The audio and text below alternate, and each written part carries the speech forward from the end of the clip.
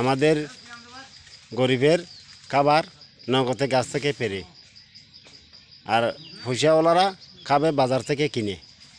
আমরা গাছ লাগাবো, আমরা নিজে গাছ থেকে পেরে খেতে পারবো। যারা গাছ লাগাবেন না তারা গাছ থেকে পেরে কীভাবে খাবেন? অবশ্যই বাজার থেকে 10 দিনের 15 দিনের বাসে কিনে খেতে হবে। ওইটা মনে রাখবেন। আপনারা গাছ লাগান, গাছে ফল ধরবে, নিজে ফল ছিঁড়ে খেতে পারবেন।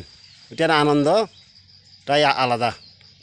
তারপরে এবং আরেকটা কথা দিই, বাজারে যে সবগুলো যে টাটকা পাবেন, বা আমরা কৃষকরা যেভাবে বাজারে তুলি ওইভাবে যে বাজারে থাকবে ওইটার কোনো গ্যারান্টি নেই। এটা বাংলাদেশ নেওয়ার সাথে সাথেই ওগুলা ফরমালিন মিশাইতে এরা দেরি করে না, কারণ দীর্ঘদিন ভালো বা উপরে চামড়া ভালো থাকার জন্য, ভালো দেখার জন্য এরা ফরমালিন মিশিয়ে বিক্রি করে।